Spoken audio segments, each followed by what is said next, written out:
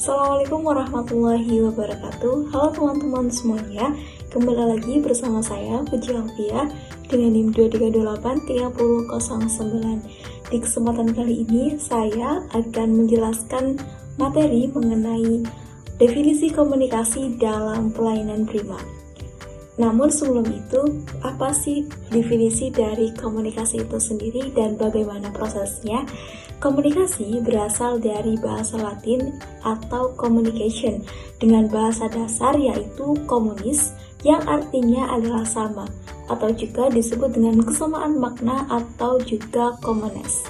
Definisi komunikasi juga diungkapkan oleh Mulia pada tahun 2020 yang mengartikan bahwasannya komunikasi adalah suatu proses menyampaikan informasi, pesan, ide, emosi, keahlian, dan lain sebagainya melalui penggunaan simbol-simbol seperti kata-kata, baik lisan maupun secara tertulis. Lalu bagaimana sih proses komunikasi itu terjadi?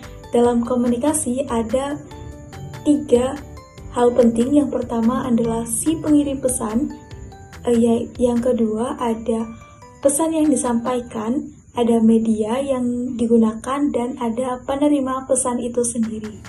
Yang pertama adalah pengirim. Pengirim pesan itu berfungsi sebagai penyampai pesan pertama yang kemudian bisa menyalurkan pesannya melalui media, baik secara lisan maupun tertulis, bisa juga menggunakan bahasa tubuh atau yang lainnya.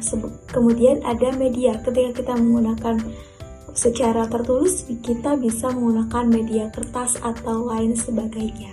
Kemudian ada si pihak penerima pesan.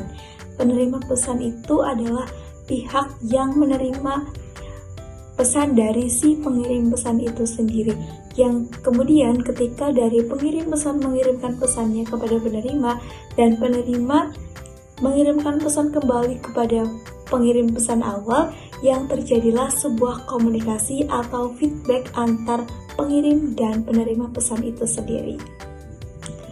Kemudian, apa sih konseptual dari komunikasi?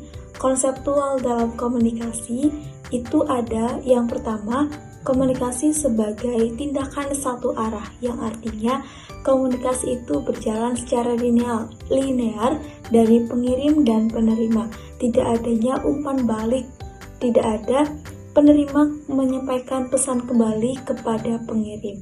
Dan fokusnya itu ada kontrol sumber pesan terhadap isi dan media. Biasanya itu dilakukan sebagai ketika kita melakukan pidato atau iklan di televisi atau pengumuman siaran radio dan lain sebagainya. Yang kedua adalah komunikasi sebagai interaksi. Maknanya ada sebuah proses dua arah antara komunikator dengan komunikan. Adanya umpan balik yang menimbulkan komunikasi itu sebagai komunikasi yang aktif. Yang ketiga ada komunikasi sebagai transaksi, di mana komunikasi itu berlangsung secara terus-menerus dan bersifat lebih personal. Makna yang muncul dari penafsiran perilaku baik verbal maupun non-verbal, yang akhirnya terjadilah saling mempengaruhi dalam setiap interaksi antar komunikator dengan komunikan. Dasar-dasar komunikasi. Yang pertama dalam pelayanan prima.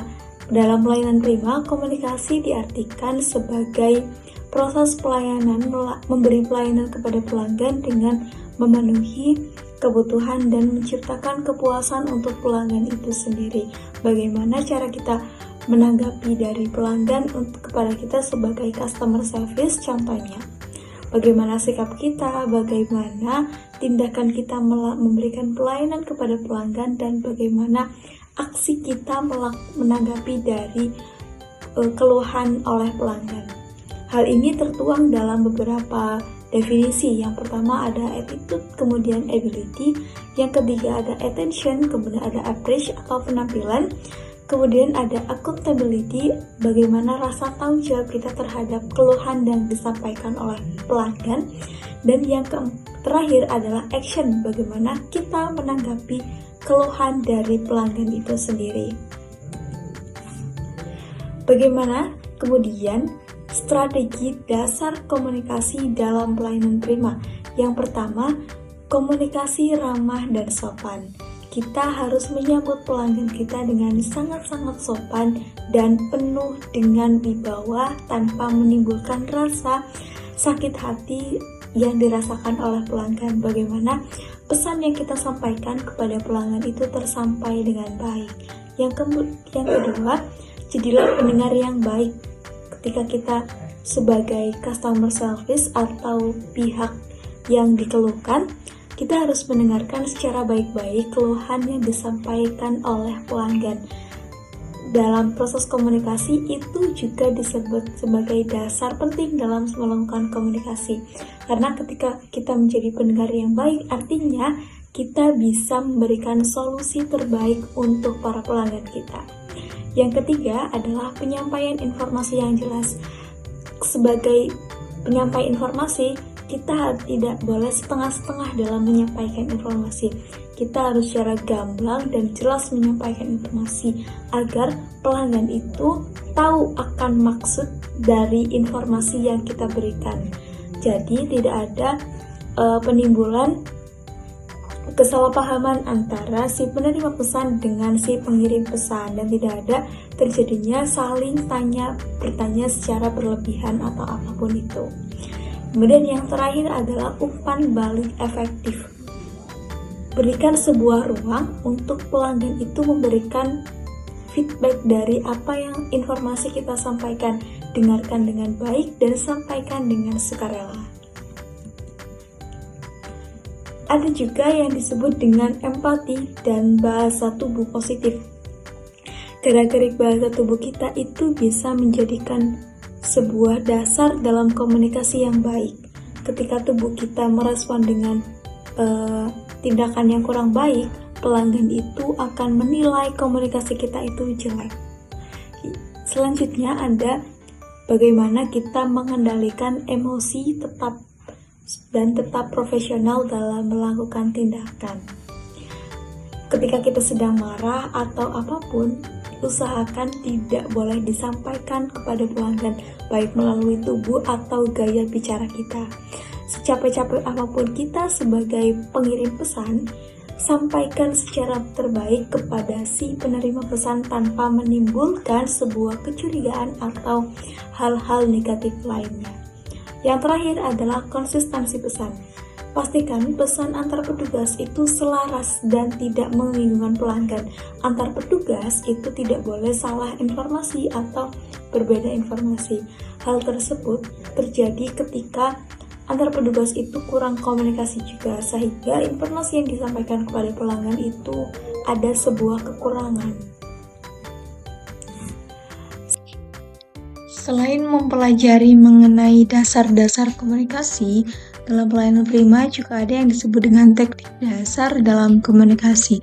Di antaranya ada mendengarkan secara aktif, kemudian bertanya dan melakukan klarifikasi terhadap kebutuhan pelanggan dan memastikan pesan dipahami oleh benar. Yang ketiga, kita harus memberikan sebuah umpan balik pada pelanggan. Yang keempat ada komunikasi nonverbal, dan yang terakhir ada empati dan adaptasi. Yang terakhir adalah kegunaan ilmu komunikasi.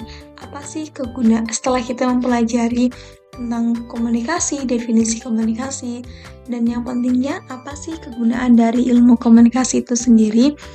Kegunaan dari ilmu komunikasi yang pertama untuk meningkatkan kepuasan pelanggan, yang kedua untuk menurunkan potensi konflik, dan yang ketiga untuk membangun citra positif dalam organisasi, dan yang terakhir adalah menguatkan kerjasama tim pelayanan. Komunikasi ini sangat diperlukan terutama dalam memberikan pelayanan yang terbaik atau pelayanan prima. Mungkin cukup sekian materi tentang definisi komunikasi dalam pelayanan prima yang dapat saya sampaikan. Maaf yang sebesar-besarnya, saya Puji Alfia, pamit.